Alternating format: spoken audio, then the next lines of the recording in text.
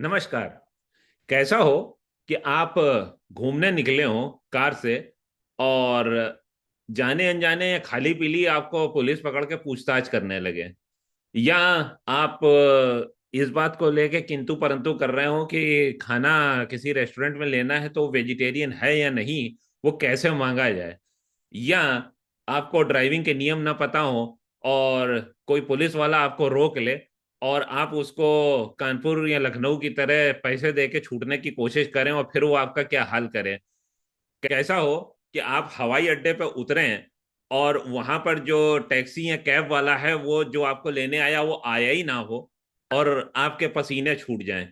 तो ये सब स्थितियां आखिर आपके साथ क्यों होंगी जनाब? बिल्कुल हो सकती हैं। अगर आप 1990 या 2000 के दशक में आए हैं, जब गूगल था नहीं, फेसबुक नाम की चिड़िया का किसी को पता नहीं था, बल्कि सेलफोन भी नहीं होते थे, और जिंदगी 180 डिग्री का टर्न लेती है और आदमी नई विदेशी धरती पे अपने जीवन की बिल्कुल सिरे से शुरुआत करता है, तो छोटे शहरों से आने में यहाँ पर इस तरीके की मजेदार अजीबोगरीब स्थितियां हो ही जाती हैं।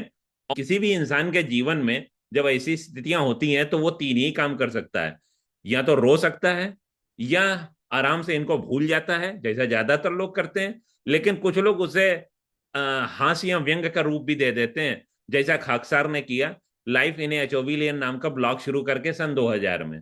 लेकिन अब आ गया है 2025 और जनाब आज दिन भी बड़ा खास है। आज है हैप्पी बर्थडे ऑफ रोज नामचा, हमारे यूट्यूब चैनल का। आज ही के दिन पहला वीडियो शुरू किया था। तो इस चैनल का बर्थडे कुछ इस अंदाज में मनाया गया कि आज एक जूम श्रृंखला शुरू करी और लाइफ इन चौबी लेन को वीडियो का रूपांतरण देने की ठानी। तो इसका साथ इसमें बहुत सारे नामचीन दोस्तों ने दिया जो कविता या हास्य व्यंग के क्षेत्र में बड़े हस्ताक्षर हैं और सौभाग्य से हमारे मित्र भी हैं। तो ये बातचीत की श्रृंखला आपको पसंद आएगी, उम्मीद है इसको आपका स्नेह मिलेगा। और इस प्लेलिस्ट का नाम होगा लाइफ इन ए अचोबी लेन। जी समीर जी, तो अपने कुछ पुराने गुदगुदाते अनुभव साझा करिए जो हमारी आज लाइफ इन ए अचोबी लेन की वीडियो सीरीज शुरू कर रहे हैं, उसका शुभारंभ इससे होगा। बिल्कुल। और आपके जो ये वीडियो की पहली वर्षगांठ है उसके लिए बहुत बहुत बधाई। और पहले बधाइयों का सिलसिला हम लोग ब्लॉग में बहुत किया करते थे, हर चीज की बधाई खोज खोज के निकालते थे, किस चीज की बधाई नहीं, किसको कब। तो जिसको हम लोग PAT on the self back कहते हैं। बिल्कुल बिल्कुल। उस दौरान बधाई इसकी भी देते थे कि अखबार में छप गए, टीवी पे आ गए, और किस 100 कमेंट आ गए, वो सब चीजों की बधाइयां हुआ करती थी उस समय। अब धीरे धीरे अभी कुछ दिन पहले मुझे मुलाकात शीतल सिंह जी से हुई जो वरिष्ठ पत्रकार हैं। तो उन्होंने एक बड़ी मजेदार लाइन कही कि जो ये एक दूसरे की पीठ खुजाने को हम लोग कहते हैं तुम मुझे सूर कहो मैं तुम्हें निराला। हाँ, बस उन्हीं दिनों की बात थी कि हम लोग बड़ा खुश होते थे कि टीवी में आ गए, टीवी में आ गए। तो एक बार मैं ऐसा टीवी में आया कि हम आ रहे थे इंडिया से लौट के। तो जर्मनी में हमारा स्टॉप ओवर था, फ्रैंकफर्ट में। तो हम लोग दिन भर के लिए रुके फ्रैंकफर्ट में, सुबह से शाम तक के लिए। अब करें क्या? तो बड़ा बेटा था उस समय, बड़ा बेटा काफी छोटा हुआ करता था, फर्स्ट ईयर वगैरह में जा रहा था, या 11 ट्वेल्थ में था शायद। वो था साथ में, पत्नी थी हमारी साथ में। तो एक मिनट होल्ड करिए जरा सा। पत्नी की तरफ से लगता है इंस्ट्रक्शन आ गया, कोई खिंचाई हो जाए समीर जी की वीसी बना। हाँ, पत्नी की तरफ से इंस्ट्रक्शन तो नहीं था, लेकिन हाँ पत्नी यहाँ पे थी। मैंने कहा उन्हीं का नाम लेके शुरू कर रहे हैं, थोड़ी देर रोक लिया जाए क्या। परमिशन तो लेनी चाहिए थोड़ी सी। अभी वो अभिनव आएंगे 3 बजे, उन्होंने तो पत्नी चालीसा लिखी हुई है। हाँ हाँ, हाँ। तो हुआ क्या कि फिर हमने जर्मनी में सोचा कि चलो दिन कैसे काटा है। तो या तो हम सिटी का टूर लेते, और उस समय नए नए हिंदुस्तान से यहाँ आए थे कनाडा। तो हमने कहा सिटी टूर में पैसे काफी लग जाएंगे, तो हम लोग खुद ही टूर कर लेते हैं, होशियार भी ज्यादा थे तब। तो हमने कहा एक काम करते हैं, ट्रेन की टिकट लेते हैं दिन भर की, और उससे हर स्टेशन घूम घूम के और वापस आ जाएंगे शाम होने तक। तो अच्छा चला, हालांकि वहाँ कोई इंग्लिश समझ नहीं रहा था और जर्मन हम नहीं समझ रहे थे। तो एक स्टेशन पे उतरे, बाहर निकले, म्यूजियम म्यूजियम था, देखे देखे लौट आए, वापस ट्रेन में फिर बैठे। दूसरे स्टेशन पे उतरे, बाहर निकले। वहाँ बड़ा साला माहौल इतना बढ़िया था उस स्टेशन का। बाहर निकलते ही बढ़िया बियर वियर बट रही थी और नाच गाने चल रहे थे, और सब लोग बड़ी खुशी खुशी नाच रहे थे। हमने कहा ये बढ़िया जगह है। और बियर जैसे ही पहुंचे उन्होंने कहा बियर लो, बियर लो। हमने भी ले ली बियर। अब अपना बियर फ्री में मिल रही, क्यों नहीं पिएगा आदमी। हमने पी, पत्नी से कहा तुमको पीना तुम भी पी लो। हालांकि ये पीती नहीं थी उस वक्त तक, बियर नई नहीं थी कनाडा में। तो फिर देखा कि उन्होंने महिलाओं की अलग तरफ भीड़ थी, पुरुषों की अलग तरफ भीड़ थी। हमने कहा ये तो हमारे यहाँ रामलीला वगैरह में हिंदुस्तान में पुलिस लगानी पड़ती है इस चीज के लिए कि महिला अलग बैठे, पुलिस अलग बैठे, बच्चे अलग बैठे। और यहाँ देखो कितनी संस्कृत लोग हैं, सब लोग अपने अपने हिसाब से, महिलाएं अलग बैठी हैं, पुरुष अलग नाच रहे हैं। तो हम भी नाचने लगे पुरुषों में जाके, पत्नी को हमने कहा तुम उस तरफ जाके नाच लो महिलाओं में, बेटे को हमने कहा तुम यार वीडियो उतारो, क्योंकि वो तो खाली था, उसके लायक तो कोई चीज थी नहीं वहां पे, तो वो अपना वो वीडियो बनाने लग गया। थोड़ी देर में वो यार जलूस की शक्ल लेने लग गई चीज, लोग चलने लगे। हमने कहा हम भी चलते हैं साथ में। तो कुछ लोगों ने झंडा ला के दिया, जर्मनी में कुछ लिखा हुआ था जर्मन में उसमें, तो हमने झंडा भी उठा लिया साथ में। अब वहाँ CNN BBC सारे लोग कवर कर रहे थे। मैंने कहा "अरे ये बढ़िया है, हम तो आज तक लोकल टीवी इंडिया के कोई से भी टीवी में आ जाते थे, सिटी टीवी, सिटी चैनल पे आ जाते थे, सबको बताते थे। अब की बार तो खूब बड़ी ब्लॉग पोस्ट लिखेंगे इसके ऊपर। तो चले तो समीर जी को इतना आत्मविश्वास आ गया अपने हाँ जान पे, CNN इंद्र कवर भाई कर रही साहब। है। अच्छा, हमें क्या लगा कि इतना फेमस ब्लॉगर हो चुके हैं कि हो सकता है CNN BBC कवर करने आई हो यहाँ पे, कि भाई इंडिया से ब्लॉगर आए हुए हैं। तब उन्होंने भी देखा एक हिंदुस्तानी चेहरा अकेला पूरी भीड़ में, तो वो भी पूरा BBC CNN सब हमारे पास आई, पूछने लगे कि आप कैसे यहाँ पे। हमने कहा बस इंडिया से खास इसी के लिए आए। तो उन्होंने कहा कि अरे बहुत बढ़िया बहुत बढ़िया। तो आपकी जर्मन में लिखा था, तब तक किसी को समझ में आया कि इनको जर्मन नहीं समझ में आ रहा, तो उसने मुझे इंग्लिश वाला ला के दिया बैनर कि इसको पकड़ के खड़े हो। तो उसको पकड़ के हम खड़े तो हुए, फोटो वोटो खींच के, इसके बाद हमने बैनर पढ़ भी लें क्या लिखा हुआ, तो उस पर रेनबो परेड लिखा हुआ। तब तक वो इतनी फेमस पॉपुलर हुई नहीं थी रेनबो परेड। तब हमें समझ में आया था। हम गए, पत्नी को हमने कहा भैया यहाँ से निकलो यार, और फोटो वोटो भी खिंच गई है। उस बार पहली बार पूरे रास्ते लौटते समय कनाडा में हवाई जहाज में हम यही मनाते रहे कि कोई पहचान का देख ना ले, CNN पे आए हुए, BBC पे आए हुए। तो ये किस्सा रहा हमारा उस समय पहली बार CNN पे कवरेज का। उसके बाद फिर CNN ने कवर करना ही छोड़ दिया, मुझे ऐसा लगता है उन लोग घबरा गए होंगे किसी चीजों से। संदीप भाई साहब, ये जो समीर जी का ये लेख है, ये कैसा उत्सव है मेरे भाई नाम के शीर्षक से बहुत बार छपा है। बहुत जगह बहुत जगह। तो लेख थोड़ा लंबा चौड़ा है, लेकिन 25 बार में छपा है वो। तो और एक बार आप लोकल ट्रेन में भी फंसे थे। हाँ, लोकल ट्रेन में यहाँ क्या हुआ कि हम जा रहे थे ऑफिस। तो नॉर्मली ऑफिस जाते समय ट्रेन में थोड़ा सा नींद निकाल लेते हैं कि भाई अभी 1 घंटे का रास्ता है, चलो थोड़ी देर सो लें। तो उस ट्रेन में हम उस दिन हम क्या हुआ कि ऊपर जाके फर्स्ट फ्लोर पे जाके सो गए। और जब नींद खुली तो हमने देखा यार ये ट्रेन पूरी खाली है, कहाँ आ गए एकदम से। तो बाजू में झांक के देखा तो एक तरफ नदी बह रही थी और एक तरफ पूरा बारबेड वायर लगे हुए थे। तो ऐसा लगा कि कहीं यार्ड रोड में खड़े हैं। और फ्राइडे का दिन था, उस दिन हमने घड़ी देखी तो उस समय 10 बज रही थी, जबकि मुझे सवेरे 7:30 बजे उतरना था अपने स्टेशन पे। मतलब 2.5-3 घंटे मैं ट्रेन में सोता ही रहा। और वो ट्रेन फ्राइडे था और लॉन्ग वीकेंड था, तो इस चक्कर में उन्होंने यार्ड में लाके लगा दी, आखिरी ट्रेन थी वो। तो अब यार्ड में खड़े हैं, मैंने कहा अब कैसे निकलेंगे यहाँ से। फोन निकाला तो जैसा होता है ऐसे समय में कि वो फोन भी डेड, चार्जर भी नहीं साथ में। तो मुझे ये लग गया कि गुरु अब 2.5 दिन के लिए 3 दिन के लिए फंस गए यहाँ पे हम। ना ऑफिस खबर कर सकते हैं, ना पत्नी को खबर कर सकते हैं। मैंने कहा बड़ी परेशानी हो जाएगी, क्या किया जाए, कैसे निकले, कांच फोड़े कि क्या करें। कांच फोड़े तो कूदे कहाँ, एक तरफ नदी और एक तरफ वो बारबेड वायर लगे। और एक उस तरफ कुआं, वक्त दूसरी तरफ खाई। हाँ, और उस समय साइज भी ऐसी थी कि खिड़की से निकलना भी शायद संभव नहीं था, क्योंकि उस समय मैं 260 पाउंड वगैरह का था। तो मैंने खिड़की से निकलेंगे तो वो निकालना भी एक अपने आप प्रोजेक्ट था। घंटी बजा रहा है, कोई सुनने को तैयार नहीं। तो अब मैंने कहा 2.5 दिन फंसे रहेंगे, खाएंगे पिएंगे क्या। तो क्या ख्याल आया, केला रखा है गुरु साथ में, तो मैंने केला निकाला और खा लिया। मैंने कहा अब तो ये तुरंत ही खा लिया, अभी तो घर से नाश्ता करके निकले थे। फिर पिएंगे क्या, तो बाथरूम में गए, पानी चला के देखा तो पानी आ रहा था। मैंने कहा, चलो यही पानी पी लेंगे किसी तरह से। बैठे रहे, फिर आधे घंटे बैठे रहे, फिर घंटी बजाई तो ऐसा लगा किसी ने सुन ली वो घंटी, कहीं यार्ड से वो कनेक्टेड रहा होगा किसी कंट्रोल रूम में। तो कंट्रोल रूम से मैसेज आया कि हाँ we know you are in the train, तो हम आते हैं अभी, somebody will come। तो उसके 15 मिनट बाद कोई बंदा आया। तब तक मैंने अपना होश संभाल लिया था काफी। उसके पहले तक तो घबराया हुआ था मैं कैसे निकलूंगा यहाँ से। तो बंदा आया, बोले कि ओ सॉरी सॉरी। मैंने कहा यार अब तुम सॉरी वॉरी नहीं, अगर तुम ये सोचो कि यार हम मर गए होते इसके अंदर, ट्रेन के अंदर, तो तुम तो 3 दिन तक पता ही नहीं चलता तुमको कि हम मरे हुए हैं इसके अंदर। तो तुमको यार्ड में खड़ी कर रहे हो गाड़ी, चेक करना चाहिए पूरी। तो उसने कहा नहीं नहीं वो गलती हो गई, आई एम सॉरी। तो जैसे ही कोई सॉरी बोले तो हिंदुस्तानी का स्वभाव खिचड़ी बैठे उसके ऊपर एकदम से। हमने कहा नहीं सॉरी और नहीं, अब आप ये बताओ कि अगर ऐसा होता तो क्या करते आप। तो कहने लगा आप चलो हमारे साथ, हम आपको वापस लेके चलते हैं स्टेशन, यूनियन स्टेशन। कार लेके आया हूं मैं। हमने कार से नहीं हम जाएंगे, ट्रेन से आए, ट्रेन से ही जाएंगे। तो बड़ी बहस छिड़ी वहां पे। उसने कहा नहीं ट्रेन तो कैसे, फिर फाइनली हमने कहा आप प्रेस को बुलाओ यहाँ पे, तो हम प्रेस से बात करेंगे कि अगर कोई पैसेंजर यहाँ मर जाए तो इनको तो गो ट्रेन वालों को कुछ लेना देना नहीं है इससे। तो प्रेस और इसका नाम सुन के, क्योंकि वो हिंदुस्तानी आदत थी, हमने कहा प्रेस और इसका नाम लेंगे घबराएंगे ये लोग। तो फाइनली ये हुआ कि उसने अपने बॉसेस से बात की और ट्रेन में मैं अकेला बैठ के वो यार्ड से पूरे मेन स्टेशन तक वो लेके आया मुझे, पूरी ट्रेन। और यहाँ ट्रेन स्टेशन पे उनका गो का सुपरवाइजर वगैरह कॉफी वॉफी लेके तैयार खड़ा था पूरा। मैंने कहा नहीं मुझे आपसे बात ही नहीं करनी, मुझे तो प्रेस से बात करनी है। वो लोग सब परेशान हो गए, काफी उनको खदेड़ा गया। प्रेस तो खैर नहीं आई, लेकिन उन्होंने ये किया कि उसके बाद से आज तक यहाँ गो ट्रेन जब भी यार्ड में खड़ी करते हैं तो पूरी गो ट्रेन चेक होती है, और जब वो चेक हो जाती है उसके बाद ही वो लॉक होती है।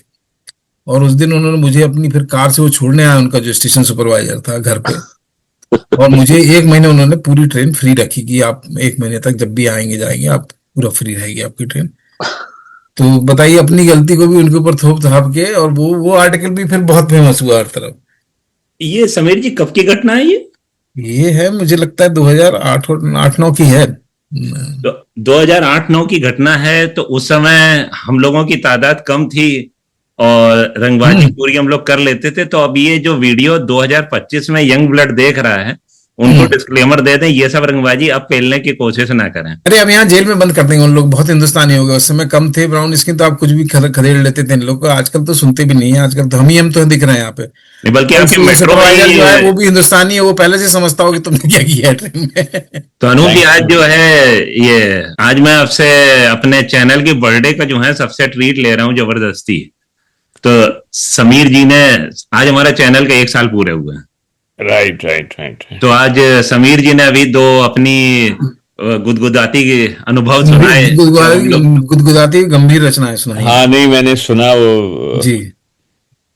तो मेरी गंभीरता से तो आप परिचित हैं ही है, मैं तो हमेशा से। नहीं नहीं, तुम्हें बहुत गंभीरता से लेते हैं हम। तो अनूप जी, अब आप आए हैं तो आप भी कुछ अपनी पुरानी शेयर करिए, कुछ इस तरीके की आपके साथ में भी अनोखी हुई होंगी जब इंटरनेट नहीं होता था, गूगल नहीं था।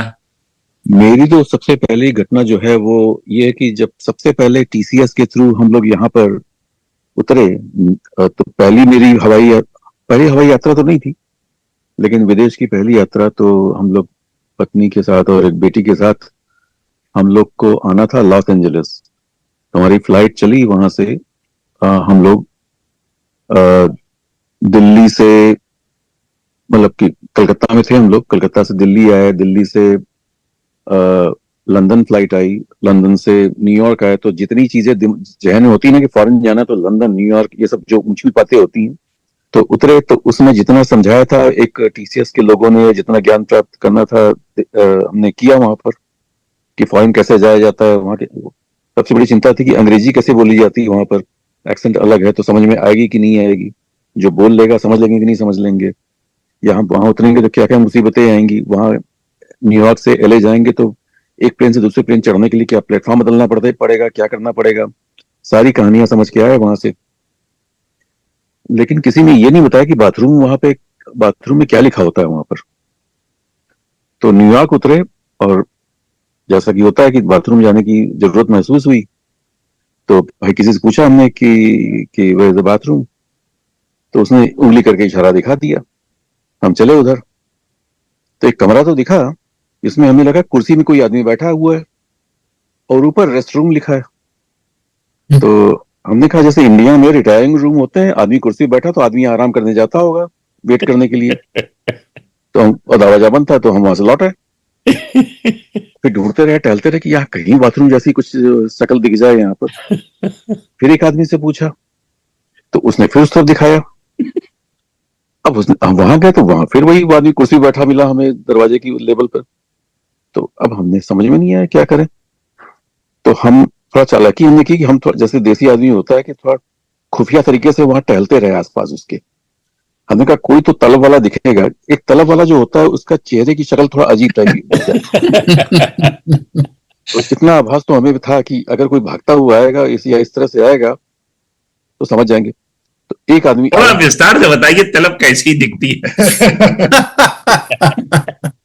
अपने अपने चेहरे पर कोशिश करिए वो एक्सप्रेशन लाने की। नहीं नहीं, वो लाने की नहीं, लेकिन इंद्र भाई साहब विवरण बड़ा अच्छा देते हैं। ऐसे होता है। देखो, कलकत्ते में हम लोग थे तो बस से जाते थे वहां पर, तो कलकत्ते में चौरंगी जो है, वहां पर एक रोड है, एस एन बनर्जी रोड नाम उसका है। तो चौरंगी और एस एन बनर्जी रोड की जो क्रॉसिंग है, तो वहीं पर जब एकदम शुरू की बात, 80 70 80 के दशक की बात बता रहे हैं, तो वहां इसमें इंडिया में कोई सुलभ शौचालय ऐसा सिस्टम थे नहीं वहां पे उस समय करीब। तो वहां पे एस एन बनर्जी रोड पर एक सार्वजनिक रिलीफालय बना हुआ था। तो उसमें एक दीवार उठी हुई थी, और दीवार की जो हाइट थी करीब 3 फुट तक थी। जितनी जरूरी होती उतनी थी, उससे ज्यादा नहीं थी। इसका मतलब कि आपका ऊपरी धड़ दिखता था, और उस आदमी का धड़ था, वो उसका मुंह जो था सड़क की तरफ हुआ करता था। ओह, और 3 बने हुए थे वहां पे। तो आप बस में बैठे तो बस का स्टॉप भी वहीं आसपास ही था। तो कई बार बस में बैठे हुए तो आप चेहरे स्टडी करिए उनके, 3 आदमी खड़े हैं वहां पर, तो सबके चेहरे अलग अलग तरीके से बनने आने के समय और बीच में, और कार्य समाप्त होने के बाद। ये तो पूरा फ्लैशबैक हो गया। तो ये जो था, ये हम लोग बैठ के हम लोग यही स्टडी किया करते थे, 2 3 लोग बातें करते थे कि लगता है इसकी थोड़ा गड़बड़ है, इसका ये है, इसको इतना टाइम क्यों लग रहा है, इसको भाई क्या दिक्कत है। तो ये सारी जो कहानी थी, वो अनुभव काम आया यहाँ पे आपको। कलकत्ता से पाए हुए ज्ञान को हम लोगों ने, हमने सोचा कि न्यूयॉर्क में यहाँ पे वहीं पर आसपास टहलते भी हमने यूज किया उसको। वो 3 आदमी दिखे, तो उसमें एक आदमी पर शक हुआ कि ये आदमी जरूर जो है ये मतलब कि ये फर्स्ट स्टेज वाला। हाँ, ये जो है इस पे शक किया जा सकता है, ये पक्का या रेस्ट करने तो नहीं जा रहा है ये तो नहीं लग रहा है। तो वो आया और उसी कमरे की तरफ घुसा, तो उसने जितना दरवाजा खोला, हमने फुर्ती से उसी एंगल में आके अंदर झांक लिया। अंदर झांका तो हमें पोजीशन सारी दिख गई वहां पे सारी, कि ये जो होता है काम यहाँ पे यहीं पे हो रहा है। तो फिर फिर उसके बाद ही हमने एक आदमी से और पूछा कि यहाँ पे बाथरूम कहाँ पर है। तो उसने बताया वो, तो हमने कहा ओ द रेस्ट रूम। पहली बार हमने अपने मुंह से रेस्ट रूम का उच्चारण किया उसके सामने, तो उसने कंफर्म किया या द सेम रेस्ट रूम।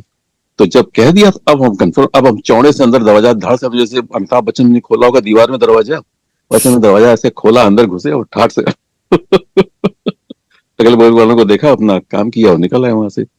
तो इस तरह से पहली जो शिक्षा थी यूएस के बारे में, कि यहाँ नाम बदल सकते हैं और थोड़ा सावधान रहना पड़ेगा। दाएं बाएं का तो समझ में आएगा, सड़क पे दाएं बाएं चलना है, ऐसे करना है, वैसे करना है। तो लोगों ने बहुत डरा दिया था कि इंडिया में तुम निकलते हो तो सड़क पे जाते हो, पहले तो तुम, गाड़ियां चूंकि बाईं तरफ से आती हैं, तो तुम्हारी आदत होती है दाईं तरफ देखने की, सड़क का पार करने में, वहां बाईं तरफ देखना। ये ज्ञान हम लेकर आए थे, कि इसकी हम प्रैक्टिस करके आए थे, कि ऐसा ना हो गड़बड़ हो जाए वहां पे, कि पता लगा देखना दाईं तरफ, हम बाईं तरफ देख रहे हैं, या ऐसा कुछ हो जाए। लेकिन ये किसी ने नहीं बताया था कि वहां रेस्ट वहां रेस्ट नहीं करते, वहां पर रिलीफ करते हैं, वहां पर रिलीव होते हैं। मेरे शायद कोई ऑफिस से आया था, उसे किसी ने कह दिया था कि रेस्ट रूम तो उनका वो तो साहब होटल में होता है। यहाँ से कोई गया था इंडिया, और उसके तो चेहरे का रंग उड़ गया कि यहाँ से मैं होटल तक रोकूंगा कैसे। क्योंकि समीर भाई साहब ने यात्रा से थीम सेट करी, इंद्र भाई साहब आपने पहली यात्रा की थीम सुनाई। मैं एक बहुत छोटा सा अपना शेयर कर देता हूँ। फिर मुझे जब पहली बार आना था तो एटलांटा एयरपोर्ट, हार्टफील्ड, एटलांटा हार्टफील्ड में उतरना था। तो मुझे कानपुर से ही सीधे आ रहा था। तो मैंने कभी दिल्ली बंबई जैसे मेट्रोपोलियन में काम नहीं किया, तो आप एक कनपुरिया मस्तिष्क समझ सकते हैं कैसा चलता होगा। और अंग्रेजी ऐसी थी कि कंपनी वालों ने कह दिया कि भाई जब आना तो सामान बाद में लेना, पहले कैब वाला तुम्हें मिलेगा। अब कैब क्या चीज होती है ये पूछने तक की जो है वो झेप होती है, तो नहीं पूछा कि साहब कैब क्या होती है। गूगल था नहीं जो हम पता कर लेते, हमने कहा कुछ होता होगा। तो 2 अटैचियां जो कि चेक इन कर दी गई, हाथ में कुछ है नहीं, जेब में जो है अदद $500, 100 के 5 पत्ते। और एयरपोर्ट पे उतरे, बाहर निकले तो देखा तमाम सारे लोग खड़े हैं और उनके हाथ में कुछ ना कुछ नाम लिखे हैं। तो हम समझ गए हो ना हो यही जंतु कैब वाले होते होंगे। और हमारा नाम का भी किसी के पास में पर्ची होगी, कोई नहीं था। तो थोड़ी देर तक तो दिल घबराया, यार ये तो सैटरडे का दिन है, ऑफिस बंद होगा, जाएंगे तो जाएंगे कहाँ। फिर सोचा चलो ये जो 500 इसमें होटल का तो इंतजाम हो जाएगा कम से कम वीकेंड, फिलहाल सामान उठाते हैं। सामान उठा के वापस आए तो एक दुबले पतले से सज्जन हमारी पर्ची लेके, सरदार जी थे वो, खड़े हुए थे। और कागज था, कोई प्ले कार्ड वगैरह नहीं था जैसा कि फॉर्मली होता है। तो उन्होंने पूछा, मिस्टर अरोड़ा? हमने कहा जी चलो। उसके बाद उन्होंने मैं टैक्सी में बैठाया और उसमें जो गाना बज रहा था तो मेरे मुंह से सीधे निकला, अरे वाह दिलेर पाजी, दिलेर मेहंदी का गाना बज रहा था। तो वो हमसे हिंदी पंजाबी में शुरू हो गए, हम भी हिंदी पंजाबी। फिर बोले तुसी भी सोच रहे होगे कि जो है देर कैसे हो गई। हमने कहा जी नहीं पता। तो बोले कि वो सवेरे सवेरे वोटी से झगड़ा हो गया और उस चक्कर में जो वो प्ले कार्ड था वो घर पे रह गया। रास्ते में आए तो ये याद आया कि यार एक कंपनी से एक बंदे को पकड़ना है जिसका लास्ट नेम तो अरोरा है। तो लास्ट नेम तुम्हारा याद आया और कंपनी का जो है तुम्हारे वो भी लास्ट नेम ही याद आया, सॉफ्टवेयर प्राइमस सॉफ्टवेयर था कंपनी का नाम, प्राइमस। वो भूल गए, रास्ते में उनके टपक गया और सॉफ्टवेयर लेके आ गए। जो पहला आदमी मिला उसे पूछा सॉफ्टवेयर, तो कहता है यस, वो क्यों मना करेगा। उसको उन्होंने बैठा लिया गाड़ी में और दलेर जी लगे हुए हैं और ये पंजाबी में उससे बात करें वो जवाब ना दे। फिर ये पंजाबी से हिंदी में उतरे तब भी वो जवाब ना दे। तो फिर इन्हें जो है 5 मिनट बाद शक हुआ, कहते हैं व्हाट्स योर नेम। तो उसने कुछ रेड्डी बताया। तो इनको समझ में आया कि हम गलत आदमी उठा लाए, इसका जो ड्राइवर होगा हमें गाली दे रहा होगा, जो मेरी सवारी वो भी मुझे दे रही होगी। तो फिर उन्होंने जो है पहले तो उसको वापस ड्रॉप किया, फिर घर फोन किया, बीवी से 51 बार माफी मांगी कि भाई ऐसी गलती दोबारा नहीं करेंगे, अगर झगड़ेंगे नहीं, अगर झगड़ेंगे तो कम से कम सवेरे नहीं झगड़ेंगे। अब मेहरबानी करके ये बताओ जो बंदा आने वाला उसका नाम क्या है। तो इस तरीके से उस दिन जान बची थी। 2 लोगों का मेल करा दिया तुमने उस दिन, 2 आत्माओं का मेल करा दिया तुमने उस दिन। मेरा वैसा कोई खास किस्सा भी नहीं है और न आप लोगों में जैसी किस्सा कोई है। तो छोटा सा किस्सा मेरे पास कि मैं पहले जब शुरू में यहाँ आया तो पहले कनाडा में साल भर रहा, टोरंटो में। जी। तो वहां का उसके बाद फिर 1 साल के बाद तकरीबन यहाँ आया। तो इस मैरीलैंड में था और शुरू में मैं अपार्टमेंट में रहता था। तो कनाडा में भी अपार्टमेंट में रहने की आदत थी, यहाँ पर भी पहली बार अपार्टमेंट लिया। तो लॉन्ड्री जो है रूम में उसमें नहीं थी, अपार्टमेंट में नहीं थी, बल्कि अलग बिल्डिंग में होती थी।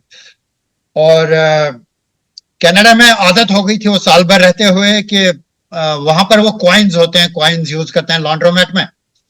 और कॉइन्स होती थी, वहां पर होते हैं लूनीज और टूनीज होते हैं वहां। जैसे वैसे तो वहां की करेंसी और यहाँ की करेंसी तकरीबन सेम है, समीर जी को पता है कि भाई डॉलर भी तकरीबन सेम साइज का है और सब चीजें सेम है। सिर्फ वहां पर एक चीज अलग है कि वहां पर $1 और $2 के सिक्के हैं और उनको बोलते हैं लूनी और टूनी। $1 के सिक्के को लूनी बोलते हैं और $2 के सिक्के को टूनी बोलते हैं। तो लूनी टूनी की आदत पड़ गई थी और वो जो वहां की मशीन थी उसमें वो $2.50 डलते थे उसको लॉन्ड्री मशीन को चलाने के लिए। तो अब मैं यहाँ आया तो यहाँ पर डॉलर का सिक्का मैंने देखा नहीं कहीं, सिर्फ डॉलर के नोट दिखे। तो मैंने कहा यार मैं फिर मैं कपड़े कैसे धोऊंगा। तो मेरा मतलब 2-3 हफ्ते ऐसे निकल गए कि भाई कैसे होगा। तो फाइनली मैं जायंट में गया, यहाँ मतलब लॉन्ड्री इसमें गया और जनरली तो क्रेडिट कार्ड से पैसे देते थे, लेकिन तब मैंने उससे रिक्वेस्ट की कि भाई मुझे तो डॉलर के सिक्के चाहिए। तो वो जो मतलब मैं चेकआउट पे काउंटर मतलब मैंने कैश दिया कि भाई मुझे डॉलर के सिक्के दो चेंज में। तो उन्होंने कहा कि डॉलर के सिक्के किस लिए चाहिए। तो मैंने कहा नहीं मुझे चाहिए। तो उसने पता नहीं मैनेज, क्योंकि यहाँ पर तो डॉलर के सिक्के बहुत ही कम यूज होते हैं, शायद ही यूज होते हैं। तो उसने मैनेजर से बात की और जैसे तैसे मुझे पता नहीं अलग ऑफ जैसे वो कस्टमर सर्विस ऑफिस होता है वहां ले जाकर उसने मुझे डॉलर के सिक्के दे। तो उसके बाद घर आया और उसके पहली बार फिर मैं डॉलर के उसमें गया तो मैंने यहाँ तो वहां तो सिर्फ वो क्वार्टर चलते हैं बस। तो मैंने कहा यार इतनी देर तक 2-3 हफ्ते तक मैंने डिले की अपनी लॉन्ड्री क्योंकि मेरे पास लूनी और टूनी नहीं थे। लूनी और ट्यूनी तो शायद कुछ दास्तान ऐसी थी कि 3 हफ्ते इनके ऑफिस वाले सोच रहे थे कि इनके कपड़ों से अलग टाइप का जो है वो परफ्यूम क्यों महक रहा है। क्योंकि लॉन्ड्रोमेट में डालने के लिए सिक्के नहीं थे इनके पास। अच्छा, तो संदीप जी को कुछ याद आया था, आप सुनाइए। एक बहुत छोटा सा किस्सा है, रमन जी का जो किस्सा है उससे भी छोटा किस्सा। तो हम लोग मैं 2006 में आया था यहाँ पर और उसी वक्त मेरा एक और फ्रेंड है वो बिहार से है, विक्रम नाम है उसका। तो मैं H1 पे आया था और वो अपने B1 वीजा पे आया हुआ था, और वो 3 महीने बाद वो भी आ गया था। तो जब वो B1 पे यहाँ पर आया हुआ था, तो कंपनी ने रेंटल कार दे रखी थी। तो रेंटल कार से तो वो पूछ पूछ के कर रहा था सारी चीजें, कैसे जाना है, क्या करना है, क्या नहीं करना है। और वो इंडिया की आदत है, हम बेंगलोर में साथ में थे, तो काफी तेज गाड़ी चलाना, इधर से निकाल लेना, उधर से निकाल लेना। तो वो उस चीज से अकस्टम नहीं था कि यहाँ पर कैसे होगा, तो वो अपने हिसाब से सब सारे काम कर रहा था। तो वो ऐसे ही एक दिन न्यूयॉर्क जा रहा था अपनी गाड़ी लेकर, तो जैसा वो बाद में बता रहा था मुझे, तो वो काफी पहले तो वो HOV लेन में चला रहा था। उसने देखा कि ये लेन खाली है, बाकी सब जगह वो ट्रैफिक ज्यादा है, तो वो HOV लेन में चला रहा था। और फिर उसको लगा कि लेन तो खाली है, तो वो 80-85 काफी दूर तक उस 80-85 की स्पीड से कार चला रहा था। तो थोड़ी देर में उसने देखा कि पीछे से लाल लाइट जल रही है। तो उसको समझ नहीं आया कि क्या करना है, वो और तेज भगा रहा है, तो पुलिस वाला उसके पीछे और तेज भगा रहा है। तो फाइनली किसी ने, साथ वाली कार ने, किसी ने उसको आगे से जो क्रॉस करा था, तो बोला था कि रुक जाओ, तुम्हारे पीछे पुलिस है। तो उसको शायद समझ में आया कि मुझे रुकना चाहिए, तो वो कहीं पे उस साइड में उसने कार लगाई और वो रुक गया। अब वो कार रोकी उसने, तो पीछे पुलिस वाला भी उसने रोक दी। अब इसने सोचा पता नहीं क्या चल रहा है, तो उसने अपना दरवाजा खोला और जा रहा है पुलिस वाले की तरफ। पुलिस वाला पीछे से बहुत जोर से उसने अपने माइक पे, जिसमें भी वो होता है, उसमें चिल्लाया कि please sit in the car. तो ये इसको और समझ में नहीं आया, खैर आके अपनी कार में बैठ गया। फिर पुलिस वाला आया कि उसने पूछा उससे कि तुमको पता है मैंने तुम्हें क्यों रोका? बोले मुझे नहीं पता क्यों रोका, कि एक तो तुम HOV लेन में चला रहे हो अकेले, और ऊपर से 85 की स्पीड पे चला रहे हो, और तुम भगा रहे हो गाड़ी, मतलब ये क्या मतलब है? तो इसने बोला ये इंडिया वाले अंदाज में और बिहार पटना वाले अंदाज में कि ठीक है जो भी है, क्या करना है बोलो, यहीं रफा दफा कर लेते। तो पुलिस वाले को समझ नहीं आया कि पता नहीं क्या कह रहा है, ये क्या कहना चाहता है। खैर वो अपनी कार में गया, उसने जाके पर्ची वर्ची काटी और आया, बोला ये तुम्हारा फाइन है, तुम्हें कोर्ट में भरना पड़ेगा। तो फिर से ये भाई साहब हमारे एक, अरे भाई तुम क्या करना है, मतलब ये $200 का तुम मुझे बिल दे रहे हो, मैं $50 तुम्हें दे देता हूँ, तो $50 निकाल। और $50 दे रहा है। पुलिस वाले को बहुत उस वक्त आ गई, खुंदक आ गई, उसको समझ में आ गया कि ये इसको समझ नहीं आ रहा है। उसने बोला मैं तुम्हें अरेस्ट कर लूंगा अगर तुमने मुझे यहाँ पैसे दिए। फाइनली ये वहां से आया और कह रहा है कि यहाँ पे पुलिस वाले पैसे नहीं लेते। तो ये एक छोटा सा किस्सा था जो उसके साथ हुआ। फिर हम बाद में काफी इस चीज पे हंसे, हम काफी उसको चिढ़ाते भी रहे कि तुम और कहाँ रिश्वत देने की कोशिश कर रहे हो, वो भी सब बंद कर दो, ये सब नहीं चलेगा यहाँ पे। ये तो किस्सा रिश्वत वर्सेस रिश्ते हो सकता था कि शायद कोई दूसरा तिवारी ठाकुर टाइप का होता, वो कहता भैया हम तो अकेले हैं, सोचा था यहाँ शादी करेंगे, मिल रही तो मिला दो, तो मैं HOV लेन में बीवी के साथ चले। अनूप भाई अब आपको कुछ याद आया होगा? अनूप जी वो नीरज जी के साथ जब रास्ता भटक गए थे वो वाला। हाँ नहीं वो तो रास्ता भटक, हाँ उनके तो चलो एक आध उनके भी सुना देते हैं, पर उससे पहले हाँ एक मुझे याद आया। एक तो अपनी खुद की वो है कि जब हम आए पहले पहले तो दो बातें थी। एक तो हम उस जमाने में पूरे फुली वेजिटेरियन होते थे, और दूसरा कुछ लोगों ने ना हमें कह के भेजा था कि वहाँ अमेरिका जाओ तो जरा मतलब ना वहाँ खाना बड़ा वैसा होता है कैलोरीज वाला, और ये है तो बहुत मोटे हो जाओगे, ये हो जाओगे, तो जरा उसका कैलोरीज का ध्यान रखना मतलब। तो हमने कहा ठीक है। तो फिर कुछ ऐसा हुआ कि जब हम आए तो यहाँ पे वही टाटा बरोज के थ्रू आए थे, तो कुछ तो समहाउ हमें एक उसकी भी अलग कहानी है, लेकिन फाइनली हम लोग एक होटल में पहुँच गए, और वहाँ पे कोई रेस्टोरेंट, मतलब सस्ता सा होटल होता था उस ज़माने में, तो सस्ता सा होटल था, कोई रेस्टोरेंट वगैरह था नहीं वहाँ पे। पास में एक डंकिन डोनट्स, तो हमने तो ना कभी डोनट्स देखे नहीं थे अपने ज़िंदगी में भारत में, तो हम गए वहाँ पे पहले, और वहाँ खाना वाना मिलता नहीं था कुछ, वो पास में वो था, वहाँ पे कुछ वेजिटेरियन नहीं मिलता था मैकडोनल्ड्स वगैरह में, ऑल दैट। तो हम गए तो हमें देखा, हमने डोनट्स देखे, उसको हाथ में लिया, तो हमने कहा ये बड़े हल्के फुल्के हैं, मतलब तो बड़े लो कैलोरीज कोई चीज होती होगी। मतलब उस जमाने में हल्का फुल्का कुछ दिखाई दिया तो हमने उसको अज्यूम किया कि ये तो लो कैलोरीज है और वेजिटेरियन भी है। तो बिलीव नहीं करोगे, मतलब वो डिनर में हमने मतलब छः छः डोनट्स का डिनर बड़े खुश होके कि वेजिटेरियन भी मिल रहा है और हल्का फुल्का भी खाना है, लो कैलोरीज वाला।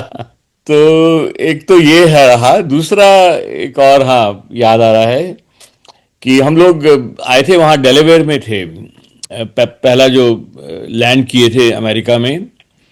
तो करीब 2-3 हफ्ते के बाद ही हम लोग गए वॉशिंगटन डीसी। तो वहाँ ठंड के दिन थे, आई स्टिल रिमेम्बर। तो हम लोगों ने वही ओवरकोट जो एक होता था सबका स्टैंडर्ड, वो हमने खरीदा था जेसी पेनी से। तो हम लोग वाइट हाउस हम लोगों ने देखा, और ऑब्वियसली वाइट हाउस के सामने तो ज़्यादा रुक नहीं सकते थे। तो हम लोग रिमेंबर कि वाइट हाउस से थोड़ा दूर जाके हमें वी फाउंड अ प्लेस, कोई एक ब्रिज सा था ऊपर, और वहाँ से वाइट हाउस दिखता था मतलब। तो we just pulled our car, और वहाँ पे वाइट हाउस से थोड़ी दूर पे देख रहे थे कि get a view of white house और फोटो वोटो ले सकें एंड ऑल दैट। तो सडनली एक पुलिस कार पुल्ड अप हमारे पास। एक तो वो हमने गलत उसको पार्क नहीं करना था वहाँ पे, ब्रिज पे कार हमने पार्क कर दी एक साइड लेन में, सर्विस लेन में। तो लेकिन ये खैर वो दे पुल्ड अप, और उनके हाथ में तो गनशन लेकर आए आए वो तो मतलब। और वो एक आदमी हमारे पास आया और बोलता है बड़े उसमें मतलब एकदम ना कड़े लहजे में कि मतलब बिल्कुल था कि don't move, take your hands slowly from. हम लोग वो ओवरकोट पहना हुआ था और वो कैप वैप लगाई हुई थी, और जेब में हाथ थे हमारे। तो वो तो थोड़ा उसको लगा कि सस्पिशियस आदमी है, वाइट हाउस के बिल्कुल पास खड़े हैं। तो he comes to us and बड़े स्ट्रिक्ट स्टर्न उसके अंदर कि move your hands slowly from the pocket. अब हमारी तो मतलब एकदम से तो जितना मतलब स्लोली कर सकते थे हम एक बार तो इच्छा हुई कि यार तू हमारी जेब में हाथ डाल के खुद ही चेक कर ले, हमें तो डर लग रहा है। लेकिन वो बिल्कुल स्लोली हमने हाथ वाथ निकाले, उसको दिखाया, सब किया। तो खैर एंड में he was very very nice and polite. लेकिन एक बार तो उसने हमारी मतलब बिल्कुल वो होशो हवास की, और हाथ में गन उनके मतलब बिल्कुल स्ट्रेट, मतलब पॉइंटिंग टू अस कि जरा सी भी गड़बड़ हुई तो चलने वाली है। कई किस्से हैं नीरज जी के तो एक्चुअली। तो एक तो ये होता था कि उनके साथ में उन्हें ये पसंद नहीं था कि अगर आप रास्ता कहीं उनको लेकर जाना है और अगर आप रास्ता वास्ता भूल गए, उस जमाने में वो 2005 की बात है, तो जीपीएस तो हुआ नहीं करते थे उस समय। अनूप जी, आप गोपाल दास नीरज जी की बात कर रहे हैं? हाँ, ऑफ कोर्स ऑफ कोर्स। नहीं, मैं कई लोग जो ये मेरा वीडियो चैनल देखेंगे वो सबके सब अच्छा, कविता नहीं नहीं सॉरी, मैं आई अज्यूम कि गोपाल, हाँ नहीं, गोपाल दास नीरज जी की बात हो रही है। जी। तो नीरज जी हमारे यहाँ आए थे 2005 में, उनको बुलाया था, और हमारा सौभाग्य रहा कि करीब 1.5 महीने वो हमारे घर पे रहे। तो उनका ये होता था रूटीन कि सैटरडे संडे को उनके कवि सम्मेलन होते थे, और मैं ही उनको लेकर जाता था मोस्ट प्लेसेस। वो रास्ता हाँ, रास्ता भूलना भूलना उनको पसंद नहीं था, तो बड़ी डांट पड़ती थी हमें कि रास्ता भूल गए तो मतलब कि तुम घर से ठीक से पता करके नहीं चलते हो, ये है वो। अब उस समय जीपीएस नहीं होते थे, और यू हैव टू। तो उनका ये था कि मतलब उनको पता कैसे लगे कि मैं रास्ता भूल गया हूँ। मतलब अगर मैं कहीं रुक कर किसी से पूछता हूँ, देन ही नोज कि गड़बड़ हुई है। तो मेरा ये रहता था कि यू वोंट बिलीव कि मतलब ऑब्वियसली सही पॉइंट तरीका ये था कि कहीं से रुक कर पूछ लो, लेकिन मुझे पता था कि अगर मैं रुकूंगा तो उनको पता लग जाएगा कि मैं रास्ता भूल गया हूँ। तो I used to try to figure out कि यार मतलब किसी तरह चलते रहो रोड पे लगातार और try to figure it out. तो जिसको पता लगाने में 5 मिनट लगने चाहिए थे उसमें कभी कभी आधा घंटा लग जाता था कि try to figure out the way, लेकिन वो डांट से बच जाते थे मतलब। तो एक तो ये रहा, दूसरा ये भी होता था कि आ, ये लंबी ड्राइव्स पे जब जाते थे ना तो फायदा ये होता था कि नीरज जी ना एक और बताएंगे, पर अभी ये है कि वो कवि सम्मेलन में तो उनके मतलब 10-12 गीत होते थे, उसमें से मतलब 6-7 जो उनको सुनाने हैं वही मतलब उन्हीं 10-12 में से सुनाया करते थे।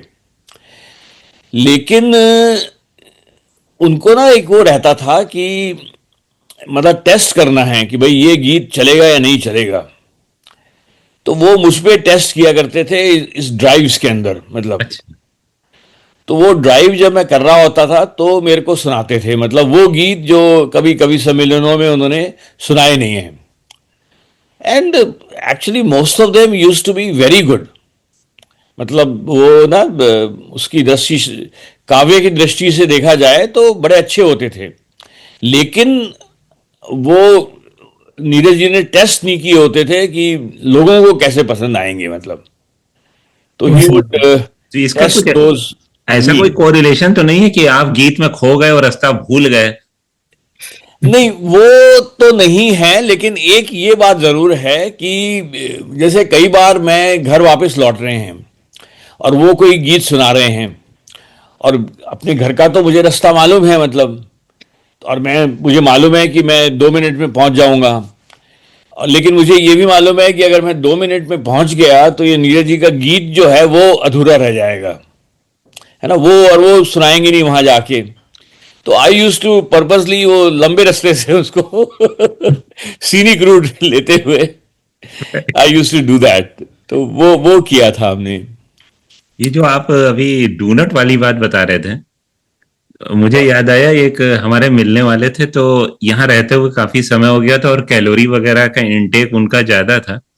तो डॉक्टर ने उनको रेड फ्लैग दिखा दिया कि भाई आप जो है ये जरा कार्बोहाइड्रेट कम करिए, प्रोटीन वगैरह ज्यादा खाइए।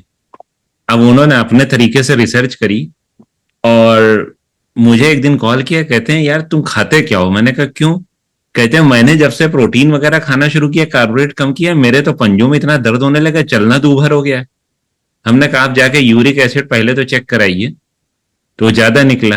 हमने कहा कौन सा प्रोटीन ज्यादा खा रहे हैं? कहते हैं यार सवेरे शाम जो है मतलब आधा किलो ढोकला। जबा दबा के ढोकला खाया जा रहा था। अभिनव जी के पास में भी जो है इनके वेजिटेरियन चैलेंज वाला किस्सा है। जब हम लोग आए थे तभी के रोचक रोचक किस्से हैं, तो उसी में से एक है। लेकिन सबसे पहले तो अतुल जी, आज चैनल का 1 वर्ष पूरा हुआ है, इसके लिए बहुत बहुत बधाई हो। और उस सुंदर उपलक्ष्य में सब लोग यहाँ उपस्थित हुए हैं, ये भी कितनी बढ़िया बात है। ये रमन भाई जो है जाने वाले हैं, इनको पहले जाना था, तो लेकिन इनके जाने के पहले मैं ये पूछ लूं भाई, ये जो हमने किया तो खैर वो तो एक एजेंडा था ही कि जो है कुछ हमें चैनल के लिए बढ़िया फ्रेश अच्छा ताजा माल मिल जाएगा, पर उसके अलावा सब कई दिन बाद मिल रहे हैं, तो आप सबको कैसा लगा ये? बहुत बहुत अच्छा, बहुत अच्छा। अच्छा, तो मतलब अगर महीने 2 महीने 3 महीने में एक बार दोबारा करें तो फिर कोई बहाना नहीं चलेगा? नहीं, मिल जाएंगे सब, इसमें कोई बिजी नहीं। ठीक, मुझे भी चलना है। रमन जी के बारे में क्विकली एक बात कहना चाहेंगे कि रमन जी का एक आर्टिकल आया था शायद कि मात्रा कैसे यूज करते हैं, जैसे कि एक था, जैसे कि आप संबोधन किसी को करते हैं, जैसे मित्रों दोस्तों कहते हैं, ऐसे इस तरह की बात। तो उसमें हम लोग आदत होती है, जैसे हमें यही पता था कि मित्रों लिखते हैं, मित्रों में बिंदी लगती है लास्ट में, बिंदी लगती है। नहीं, जैसे मैंने अभी देखा मुझे चलना है साथियों, तो साथियों लिखते हैं लोग। ठीक है, तो आदत मेरी शुरू से ऐसी थी। ये हमें बहुत साल बाद, मतलब अमेरिका के मेरे साल के 2 साल पहले हमारे एक मित्र बालाजी यहाँ पर हैं, उन्होंने पॉइंट किया, तो उन्होंने रमन जी का आर्टिकल कोई कहीं से लिखा था, उसको उन्होंने उसकी तरफ इशारा किया कि देखो इसमें ऐसा लिखा है। तब मुझे पहली बार भान हुआ कि अरे ऐसा ही होता है, दोस्तों नहीं होता है। तो उसमें तो हमको बहुत आश्चर्य हुआ, मतलब कि बहुत समय लगा हमको समझाने में कि ऐसा होता है। फिर हमने अपने मामा से पूछा जो कलकत्ता यूनिवर्सिटी के मतलब प्रोफेसर रह चुके हैं, हिंदी के गोल्ड मेडलिस्ट वगैरह सब कुछ है, तो उन्होंने कहा मैं यही सही है। उन्होंने कहा किसी ने बताया क्यों नहीं फिर मैं पहले से ही। जब हम आए थे तो हम लोग भी भाई पहुंचे न्यूयॉर्क में, हमारी कंपनी थी जिसमें काम करते थे। तो लंच के टाइम ये हुआ कि यहाँ क्या खाने को मिलेगा वेजिटेरियन खाने के लिए। तो किसी ने कहा कि नीचे मैकडोनल्ड है, मैकडोनल्ड में जाके खा लेना। तो हमने कहा मैकडोनल्ड में तो सब नॉन वेजिटेरियन ही मिलता है। एक मित्र ने कहा नहीं, उनसे जाके कह देना कि नो मीट, तो वो तुम्हें बिना मीट का बर्गर बना के दे देंगे। हमने कहा ठीक है भैया। नीचे गए, मैकडोनल्ड था, हमने उससे कहा कि भैया हमें नो मीट का बर्गर दे दो। तो उसने अपना बर्गर बनाया जो भी है, उसकी वो पैटी वैटी निकाल के पत्ता वत्ता लगा के बर्गर पैक कर दिया। फिर उसने हमसे कहा कि इसको कॉम्बो कर दें। हमने कहा भाई कॉम्बो क्या होता है? तो उसने समझाया कि साहब इसके साथ एक पैकेट वो चिप्स का और एक सोडा की बोतल, जो अगर आप अलग अलग खरीदने तो $3 की पड़ेगी, और वो अगर आप इसके साथ लें तो $2 में मिल जाएगी। तो हमने कहा ये तो बड़ा फायदे का सौदा है, तो फिर भाई कर दो भाई, कॉम्बो कर दो। तो उसने वो बर्गर रखा, वो चिप्स का पैकेट रखा और एक सोडा की जो कप होता है ग्लास, उसमें सोडा भर के ऊपर ढक्कन लगा के उसने दे दिया। अब वो ढक्कन जो है उसके ऊपर वो प्लस का साइन। तो हमने उससे कहा वेयर इज पाइप। तो हमें कहीं दिखा नहीं वो पाइप। तो हमें घूर के देखने लगा, बोला व्हाट, कौन से पाइप की बात कर रहे हैं आप? हमने कहा भाई वेयर इज पाइप। तो बोला why do you need a pipe. तो हमें लगा इस बेचारे को समझ में नहीं आ रहा है, चिलम वाला पाइप समझ रहा है। उत्तर प्रदेश हिंदी मीडियम के बच्चे जिस तरह अंग्रेजी पढ़ते हैं, उनको छुट्टी के लिए वो जो होता है कि छुट्टी का पत्र और दिवाली पे ऐसे 2-3 चीजें याद कर ली जाती है, सुना दिया जाता है। तो हमें लगा कि ये समझ नहीं पा रहा है, इसको समझाना पड़ेगा ठीक से, मतलब बेसिक्स क्लियर करने पड़ेंगे इसके। तो हमने उससे कहा कि भाई I need pipe to suck the contents of this container. और वो मार लोट के हंसने लगा भाई। उसने अंदर जो कुक खाना बना रहे थे उनको बुला के बताया कि भाई साहब इधर आओ, इधर आओ, इधर आओ, ये आदमी जो है इसको पाइप चाहिए to suck the content of this container. खैर फिर उसने पाइप दिया। अच्छा, हमारे साथ जो लोग गए थे, मतलब वो इन्वेस्टमेंट बैंकर्स वगैरह थे, सब सूट वूट लगा के आते थे, वो मतलब परेशान किए हो क्या रहा है यहाँ पे। तो एक मंजूनाथ जी थे और कुछ लोग थे, बड़ा रोचक संस्मरण रहा। लेकिन भाई अतुल जी बहुत बहुत बधाई हो, बहुत शुभकामनाएं। आज सबसे अच्छी चीज तो मुझे लगी कि इतने समय के बाद मुझे समीर जी के दर्शन हुए, अनूप जी के भी दर्शन बहुत समय के बाद हुए, और संजीव जी और इंद्र भाई साहब और सब लोगों को मिलने का और देखने का अवसर मिला। सारे मित्रों को नमस्कार। तो चलिए फिर कभी दोबारा करेंगे। आज जो है ये बहुत अच्छा रहा, बहुत बढ़िया रहा अभिनव, मिलना बहुत अच्छा रहा, बहुत बढ़िया मजा आया सब लोगों से। नमस्कार। Bye bye Indra, bye Sandeep, Sameer, bye Atul, bye bye.